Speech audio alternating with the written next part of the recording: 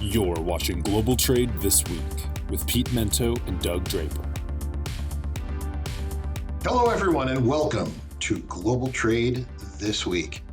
I'm Pete Mento, coming to you from my palatial office in Tyson's Corner, Virginia. I believe it's actually McLean, Virginia, but we call it Tyson's Corner, sort of its nickname. And Doug, are you home today? I am, Pete. I am home in the northwest corner of Colorado, Steamboat Springs. It's been pretty good. I've been traveling for the last 2 weeks, and some mostly work, some pleasure. But I have a PSA announcement that I'd like to talk about, Pete. Oh dear. Yes. So I'll keep this topic incredibly short. Not topic, but my story. So anyway, landed at DIA, had to drive to Denver. Driving up through Denver, got a little chug on the car. I had to pull over. It's one of those deals where you're on the highway and your car just starts shutting down, and you're going from 65 to 50, 40. So I got over, called the tow truck. Everything seemed to be fine. The car was driving. I literally drove it to the old repair shop in Denver, and I was going to take a bus up to Steamboat, the whole bit. But it was driving okay, so I said, I'm going to go for it. Do you think that was a good idea or a bad idea? I'm going to guess it was a bad idea. Yeah. So if anybody knows Colorado, there's Kremlin is a small town, and then the next town is Steamboat, and it's like a dead zone, no cell service. And I use T-Mobile, zero. And it's not just me; it's anybody. So I'm pulling out of Kremlin, starting to hightail it. Same exact thing happens. Semi behind me on a 2-lane road. Kick the hazards on. Get over to the side. Call a tow truck. Spent an ungodly amount of money to tow my car to Steamboat. It's insane. I mean, imagine you're in the middle of nowhere and you got to be towed like 65 miles. So you can kind of figure out how much that's going to cost, or how much it did cost. And then being in Steamboat in a small town, they'll try to get to my car in a week, not to fix it, to figure out what the problem is. So here's a smack in the face of what it's like to live in a small town. So Doug. Yeah. Doug, buddy, does this mean the death to your car or? I don't. We'll find out. We'll find out. It'll be one of those. Who knows? But and by the way, it takes about an hour and 45 minutes to get a tow truck to come out to where you were. And I was I thought I was in the dead zone. I had to be outside of my car. It's dark. It's starting to get dark, and I'm literally walking around because the cell service is real spotty. If I had gone maybe another 5 miles, I would have been in a dead zone, and I would have had a hitchhike to get home. So the public service announcement, Pete: listen to your car and be conservative when dealing with your automobiles as far as do I take it in or not take it in. Be conservative. Don't push the barrier. Hey, maybe have AAA? I don't know. Well, I do have AAA, and it was I bought the basic one, Pete. Again, here's another PSA. You get what you pay for. And they're like, we'll tow you for 7 miles. The rest of it, you have to pay $9 a mile. Wow. And I was 65 miles away from Steamboat. So you can subtract 65 from 7. That gives you 58. 58 times 9. That was my tow. Yeah, I would have been in a mood. Yeah. I was like, there goes Christmas. Anyway, who knows? It happened just in the moment, Pete, so I had to bring it up on the show. After driving my car for the past 8 years, Doug, and being very proud of the fact that I kept this dog on the road with very few miles on it, I finally decided to do something nice for myself and buy myself a new car. One of the most important things about it is it has a little button I can push, and I get a 200-mile tow. So if something goes wrong, they guarantee the button works. Now, I want to know how they guarantee it. Is it satellite? Does it work with carrier pigeon? I don't know. But if it doesn't work, there's actually a monetary benefit. So I'll let you know if I ever need it. But Yeah, brother. I there's nothing worse than being stranded. Like I feel like I should be able to fix something that's wrong with a car, but I look under the hood of a car today. I've no idea what's going on in that jet engine or whatever the hell it is, in the galactic interstellar drive underneath my hood. It's not like it used to be. And sometimes, even if I knew what it was, you can't fix it. You're on the side of the road. What are you going to do?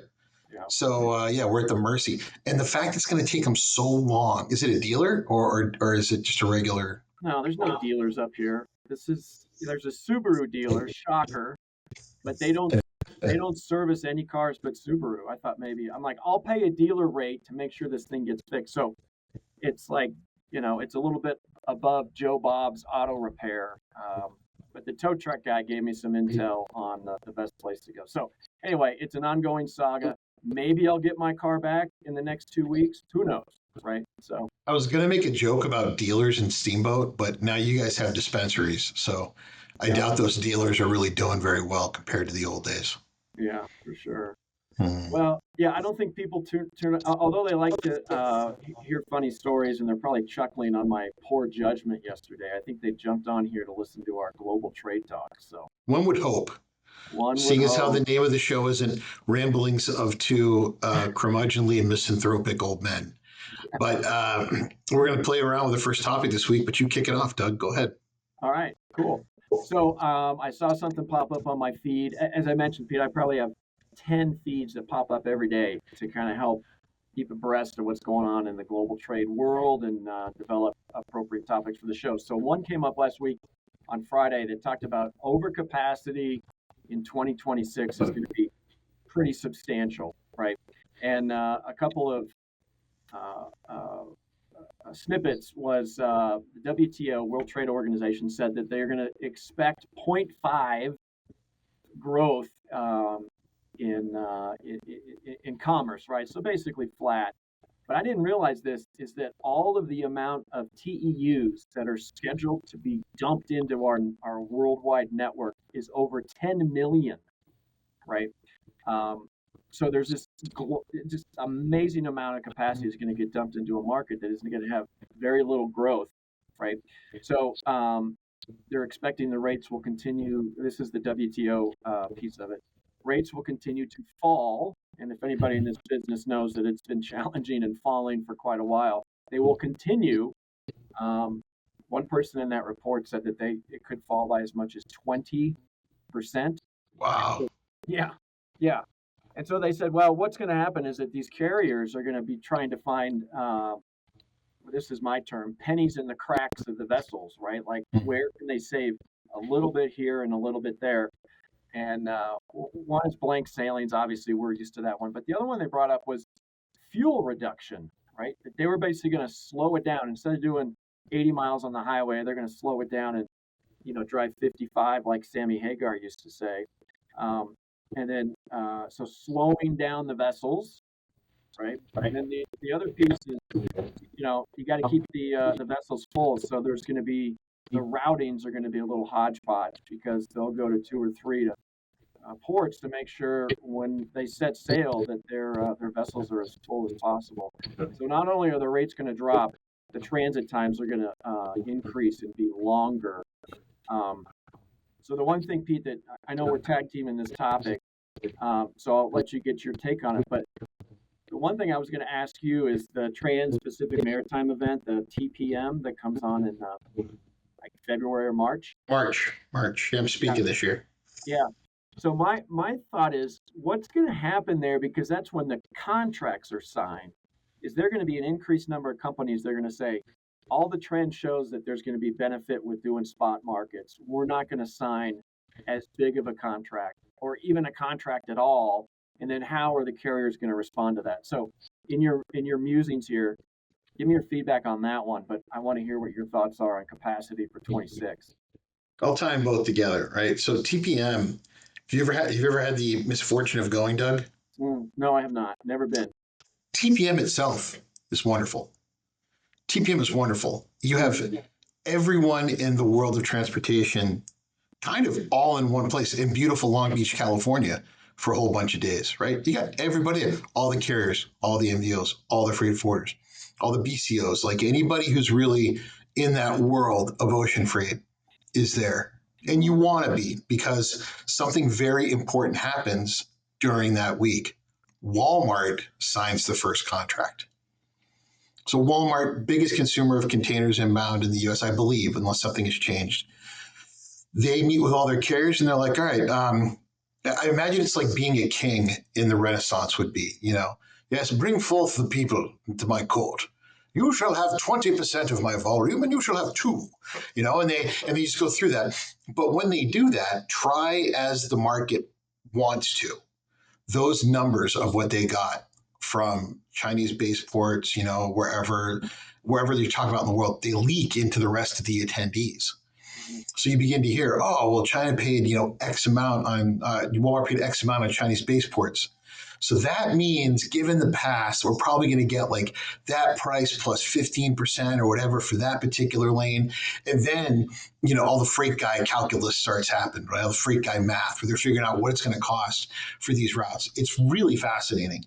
And then the next tier of people start to make their transportation buys with that same, and then it gets more information out there. You're like, okay, now I can tweak my math a little bit and get it a little bit better. What was fascinating to me was my last TPM I went to. It was pretty clear that the buyers saw the writing on the wall. And they were like, we don't want to get too tied up into contracts. We think that there's probably an opportunity for us to save some money on the spot market. Let's not get too tied up into it.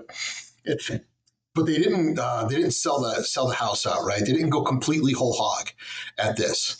I think this year people are going to walk away from TPM and be like, we better take our foot off the gas, because things are going to be crazy. And we want to take advantage of that market. Let's get away from the long-term stuff. And I wonder, Doug, because it's been, 2025 was a crippity crap year for the ocean carriers. Is 2026 going to be worse? And I'll give you my thoughts about that in a minute. But if it is, are we going to get the greatest transportation war of all, a cost war? Are we going to get a contract war? Are we going to get all these carriers saying, I know ever since COVID, we've kind of gotten along, and there's a lot of homogeny based on our rates. Not that we would ever talk to one another about that. Wink, wink, right? Yeah. But what if one of them's like, you know what? To hell with you guys. They pull a Cartman, screw you guys, I'm going home. And they just decide we are going to aggressively go after business because we can't continue to work on these teeny tiny margins. And then from there's a freight war. And now they're all cutting each other's throats to just get something on their ships. It would be incredible. We haven't had one of those in a very long time. They've been able to maintain some degree of kindness amongst one another. And the second reason for that, why I feel all this, is how did Keenan put it when he was trying to produce our show? Supply side versus demand side, right? Yeah. On the demand side, there is nothing I can point to that leads me to believe that next year will be a bang up year of volume, a bang up year of imports. Like you said, you get the WTO's report on what's going on. You have all these big banks that put out their report for 2026. They're all starting to come out right now. And all of them overwhelmingly say it's going to be a tough year. It's going to be a tough year on manufacturing. It's going to be a tough year on exports and imports. It's going to be a tough year. I think it's going to be worse than tough. I think that a lot of the economic hardships that we've been able to kind of, ride the wave on in 2025, things like certainly inflation, that's going to start to hit. The tariffs are going to start to become real. And not only that, I think there's going to be inventory issues as well. So we're going to have a shortage of purchasing, a shortage of inventory. And you put both of those together, that means decreased rates. I'm very interested, sort of like looking at a bug under a microscope, on what next year is going to look like, because there's a lot of certainty, in my opinion, about tariffs not going anywhere. And even if we have mass refunds, the president has other ways of putting tariffs back in place. I believe that we should, again, I've said it many times on this show, Doug, embrace the suck. As crappy as it is right now, you need to embrace it. It's not changing anytime soon. And if in fact that's our situation, I think 2026 is going to be a tough year for the ocean market, for the carriers at least. Great for the buyers. Yeah. You and I are talking about it, WTO's talking about it in the books, and I'm sure that you're queuing up your clientele to be present. The last thing I'll say about that, Pete, is that the tariffs and the prices that you and I pay on the shelf have been absorbed by the companies for the most part for the second half of this year. That's not sustainable, right? It's going to be scary, right? I mean, the more you're talking and your expertise on this topic, I'm just like, man, I don't know if it's doom and gloom, but it's not looking very. It's going to be an interesting year, and not in a good way. Yeah, and I don't want to come at this gloom and doom, Doug. Like I don't want to, for once in my miserable career, I don't want to be Doctor Doom, right? I think there is some bright shining spots that will come from this particular economy next year, and I think many of them are in the United States. But we worry about global trade. We worry about the whole world, and if there are economic hardships outside the U.S., they do have an impact on the American economy. We're not thinking about it that way. And the jobs reports, what's going on with that? I'm still very concerned about an AI bubble, an AI bubble that's been moving a lot of freight. There are 747s flying in and out of the U.S. every day with infrastructure to build artificial intelligence, the engines behind it, whether it's data centers and all the stuff that goes along with it. I mean, dude, what happens if investment and desire to invest in that begins to slow down? Or if it turns out that this AI boom does have pockets of parts that were misrepresented in possibility. That has a deep effect on the total American economy. Mm-hmm. So, yeah, man, it's going to be a crazy year next year.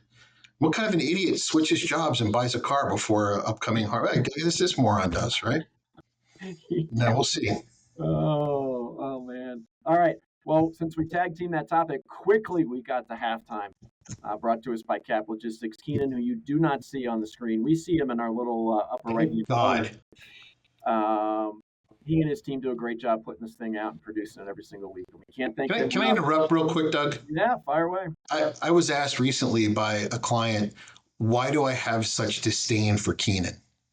Why is it that on the show I speak so poorly? Do I really not like him? I'm like, no, I love Keenan. He's a wonderful, wonderful, wonderful young man. And he does an excellent job. And I think he's a fascinating person.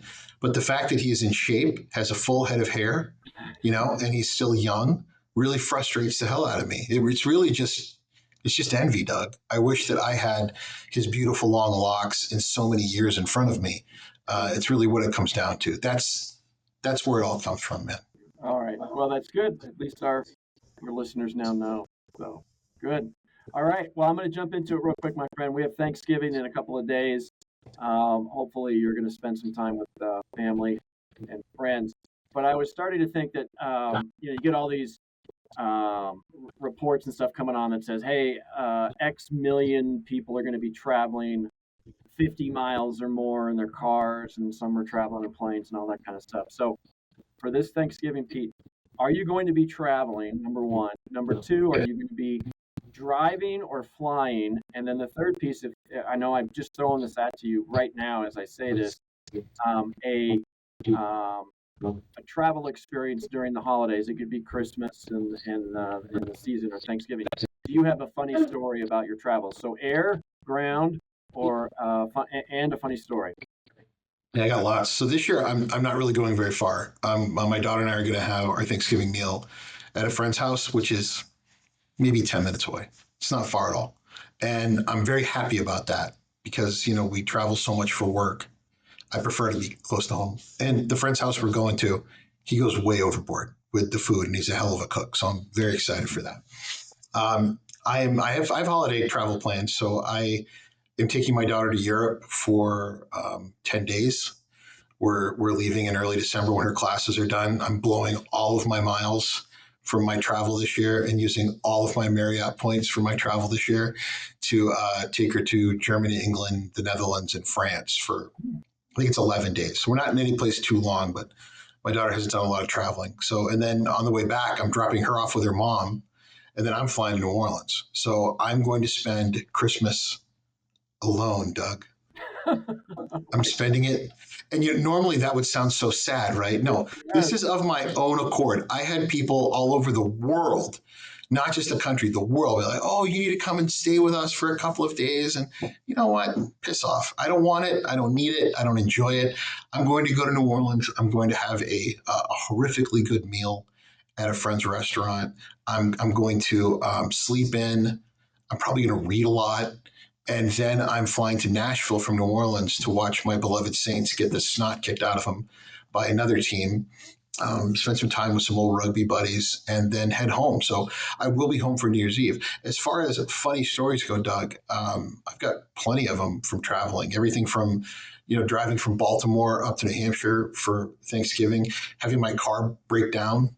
So it broke down, and it was an old station wagon I was driving at the time, and I happened to get picked up by a church group in a small bus that drove me to Boston. They were on their way to Boston, and we sang church songs the entire time. I was easily by 30 years the youngest person in there.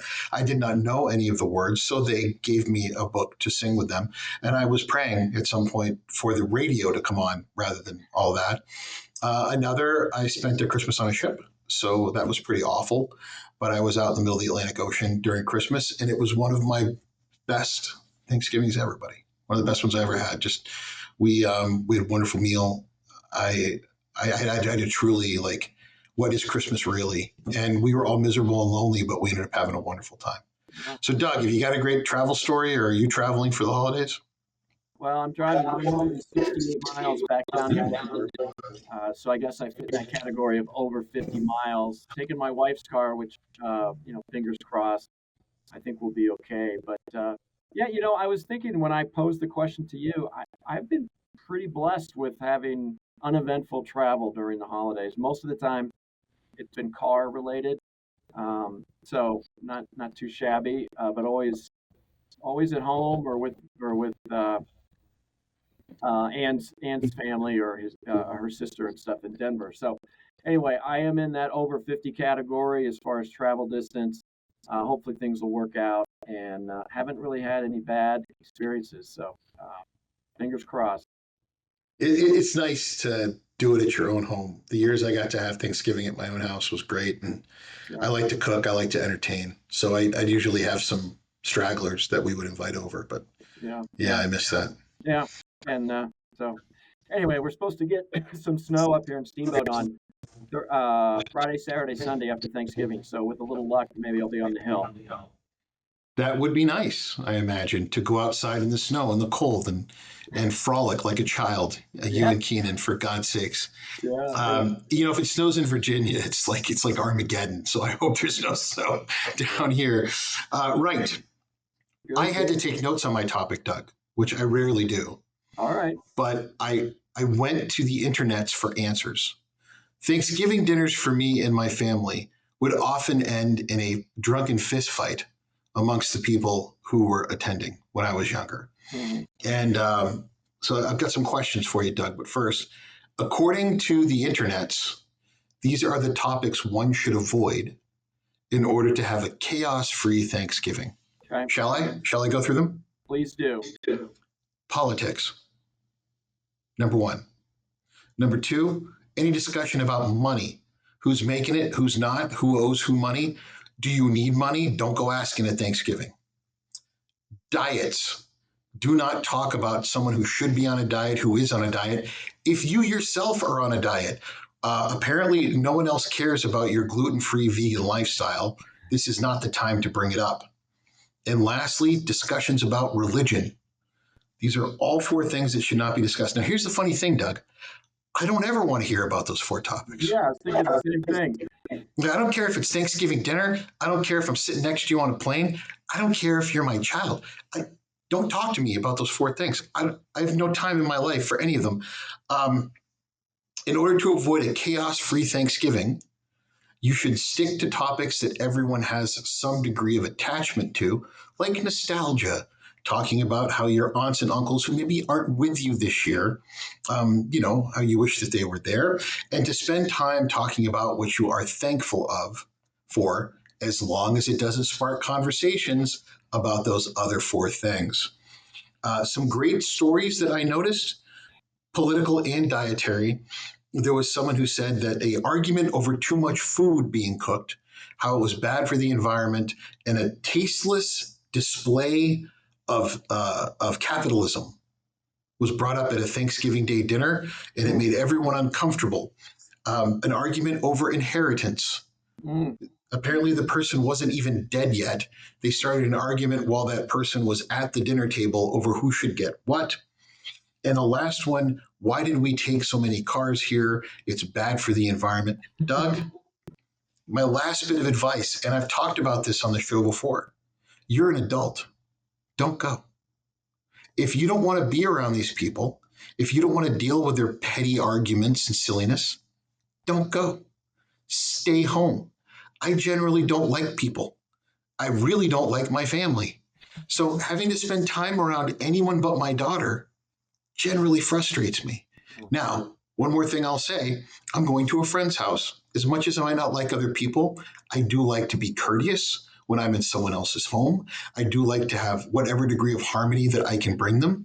And if I feel like I'm not going to add to that, guess what I do, Doug? I don't go. I stay home. It's their family holiday. I don't want to ruin it. So, dear listener, if you are the type of person who tends to bring your own personal bullshit to other people's homes, here's a little tip from Uncle Pete. Don't go. Stay home. Order your Thanksgiving from the grocery store, eat it there, watch your movies. I don't know, scream at Fox News or CNN or whatever your choice of hate to the news is, and let everyone else have a lovely holiday. Now, if you can't do that, be prepared to be pummeled verbally by everyone else there. Yeah. Oh, one last thing, Doug. They said to avoid alcohol. Apparently, that tends to get people a little fired up. Yeah.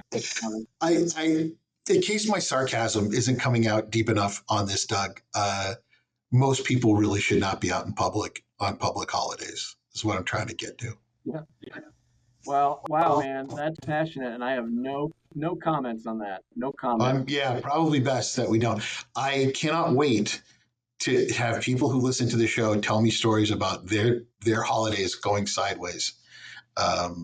In my family in Texas, we have an agreement that after the Thanksgiving meal is served, we walk to my cousin's house and we sit in the bed of his truck and drink beer, because there's no beer drinking, there's no alcohol in the home that we're going to, his mother and father's home. So we pretend that we're just going for a walk, and they pretend that we're not drunk as hell when we come back. It works perfectly. It works perfectly. Wow. Wow, that is an amazing Thanksgiving that you were preparing for, my friend. Yes. Yeah. Oh, so Doug, do you have any, before we move on, do you have any stories of holiday chaos that you'd like to share? No, Okay, good. no, I'm pretty boring when it comes to that. So I could make something up, but truthfully, Please don't. no, it's been pretty good. Thanksgivings have been pretty good at the Draper household. I'm sure it is. Good Midwestern stock. Right. So why don't you take us to your second topic, buddy? All right, mine is hits close to here up in Northwest Colorado. There's a big article in the paper of the steamboat pilot, which comes out 5 days a week, not 7 days a week, just 5 days a week. And it talked about a rural micro warehouse being opened up by Amazon right here in the town of Hayden, Colorado, which is maybe 25 miles west of Steamboat. And I started like, what? A rural warehouse to service, or excuse me, a micro warehouse to service a rural community. How can they make money there, right?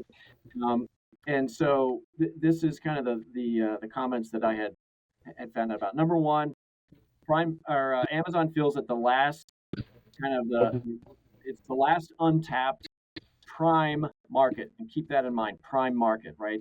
There's millions of people out there that live in the boonies that still need stuff.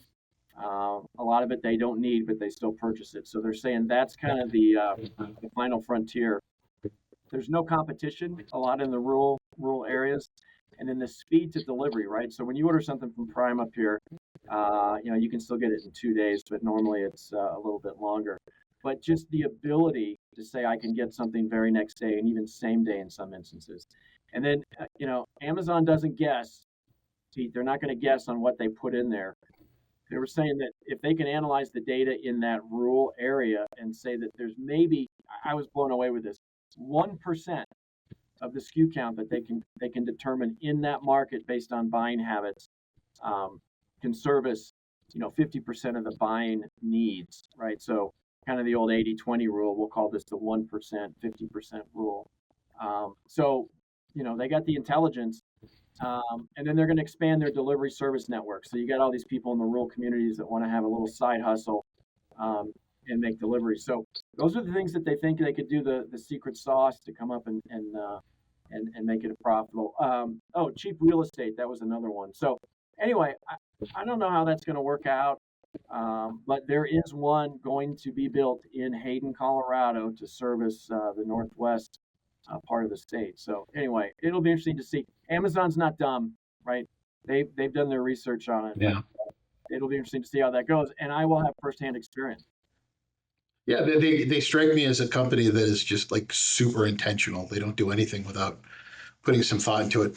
I like to think that they have some war room, where they've got huge monitors on all the walls and it's dark in there and everyone's working from the glow of the monitors, and they're drawing concentric circles around economic zones, and here's how much people buy from here and here. And then some very thoughtful professional in a tailored suit, walks up to the map and says, "There," like points a dot like precisely where the warehouse needs to go, and they all clap. Oh yeah, isn't she brilliant? They all clap, and then a bunch of people are doing math in the background, just like doing all this math, and then they use their computers to identify, well, yeah, it's perfect, all the money they're going to save, and then they bring some report, and Bezos is sitting back in his chair, and he's thoughtfully, stroking his chin as he looks at the number and says, "This is exactly right." And then they execute it, So if Amazon has decided to put a warehouse for distribution in a small rural area, there's a damn good reason for it. Yeah. And as much as it might surprise people to think that you're not the only one that's buying on Amazon, I mean, clearly, the guy has a hobby, sends his girlfriend and a bunch of pop stars into space. Okay, I got a feeling that this is a pretty lucrative business for them, and they're going to find ways to continue to drive profit to the shareholders and drive, raise the price, while at the same time trying to stay ahead of their competition. They're not the only people thinking about doing this stuff. So in order to maintain that huge lead, they've got to be creative. It's just another way they're going to do it, buddy. Yeah, sure. All right, bring us home, my friend. Yeah, that's Doug's way of saying I'm talking too much. Whenever he's like, let's move on to the next thing. But Doug, I don't care. We've been doing this show for how many years? Are you ever going to stop me from rambling?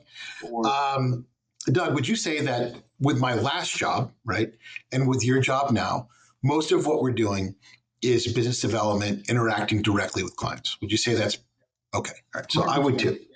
I would say that most of my career, as a matter of fact, has been one-on-one engagement with a buyer, and then trying to push them towards purchasing services of one form or another, whether it's transportation, trade consulting, or customs. And how old would you say you were when you had your first sales job? Like you were really being paid commission or bonus based on closing business. How old were you in this business? 25. Okay. I was probably around the same age. I'd worked in operations for a while like you had, and like, yeah, this looks easy. I'll go do this, right?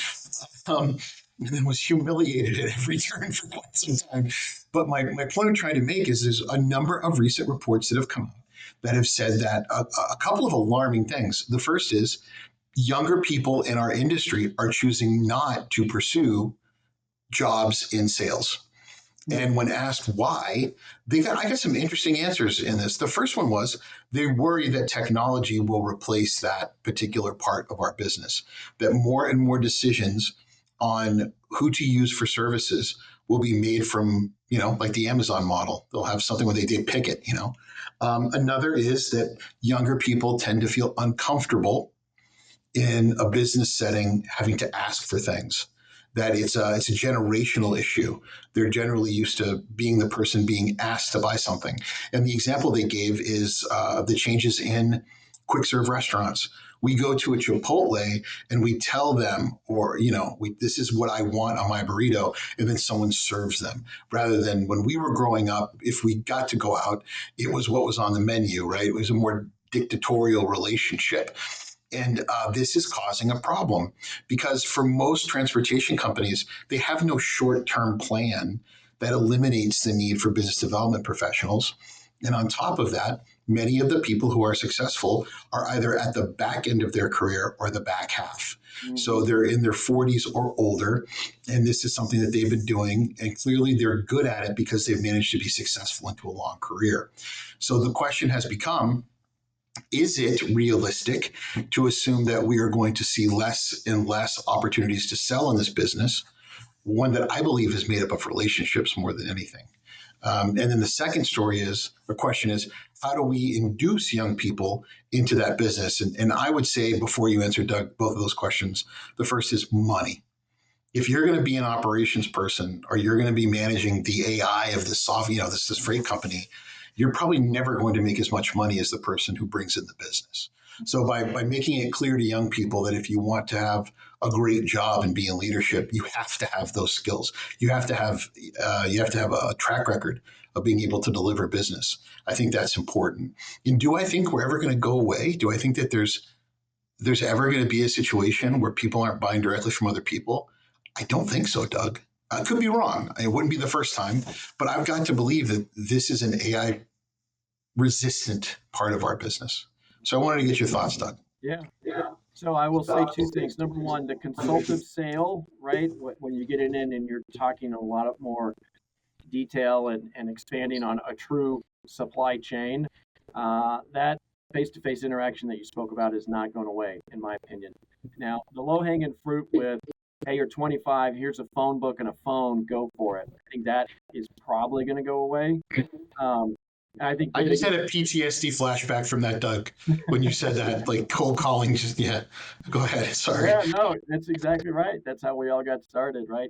And I think one of the biggest examples, C.H. Robinson, right? They've been all in with that entry level sales, the transaction sales to get, and they've been successful. If you've seen their stock price, I will challenge you and have a different take on the money thing. I don't think that the younger generation is 100% motivated or will change their behavior strictly on cash. I don't think that. Maybe a little bit more will be nice, but to change behavior, to say here's a phone book and a phone and you're going to make an extra 15 grand a year, I don't think this generation it's going to be. They don't care as much. It's not motivating them. No.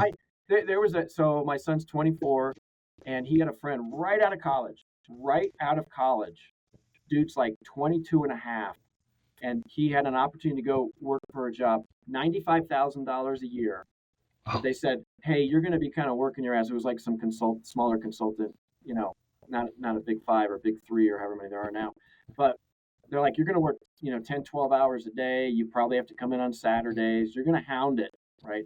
But if you're making $95,000 and the light at the end of the tunnel is this will be the kickoff of a career that will be very lucrative. He declined it. He said, no, I'm not interested in working that hard. And the 95,000 is not of interest to me. So that in and of itself, I was blown away by that. And so bump that to 105,000. Is he going to change his mind? Probably not. So I think the money thing may be part of it, but it's not the sole solution. Yeah, big generational difference, right? Our kids' generation is more worried about enjoying short-term, the spoils of their lives, where we were always raised, work hard.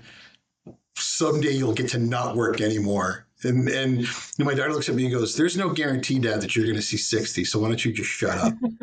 And she's 100% right. You and I have spent 30 years hustling in this industry. And yeah, I love it. I love what we do for a living. But there's no guarantee that I'm ever going to stop working. No guarantee that I'm ever going to have a chance to enjoy all this. So I find that really, really fascinating. And I work for a consulting firm. We're one of the biggest consulting firms in the world.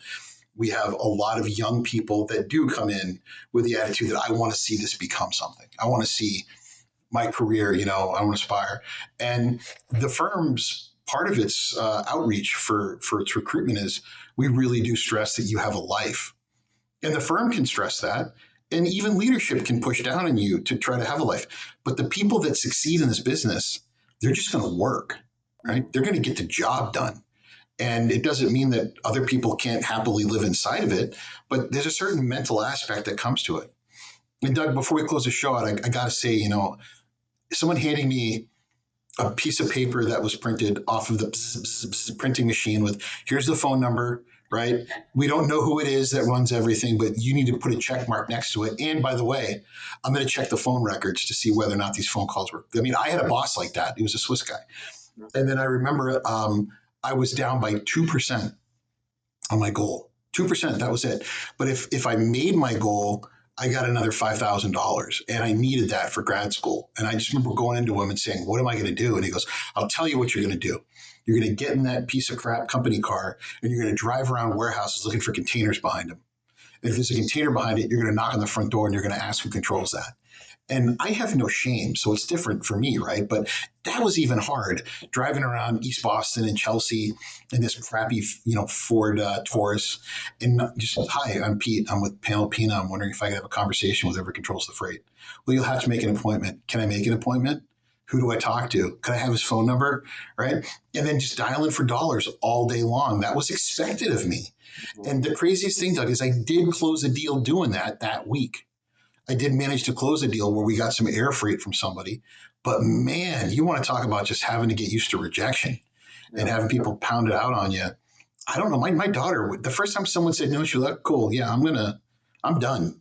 I'm going to go be a school teacher. This isn't going to work for me. Like, that would not go in her calculus. I don't know about your kids, but my daughter loves her little group of friends. She's not taking any applications for new ones. And she just wants to have her time and do her own thing. She could care less if she ever gets rich. Yeah, we could talk. I'm sure there's plenty of people listening to the show that have stories similar to what you just described, because I certainly have them as well. As far as just, anyway, that could be another halftime. I think that will be a halftime, Pete. It could be. Doug, between us, we have 60-something years of sales experience. Think about that, okay? Yeah. That's crazy. We could write a book. Yeah, well, that'll be my next halftime, because I certainly have some stories that we're going to talk about. But that is another show, and we're finishing up this show. So we can't thank you enough for joining us for another edition of Global Trade This Week. Even on a holiday week, we make it happen, because global trade never stops. And if it's happening in the world, we're going to be talking about it here on this show. We can't thank you enough for listening to us, and we will catch you after the holiday. Pete, enjoy yourself. No fights this year, and we'll catch you later. Take it easy, buddy. Thanks. All right.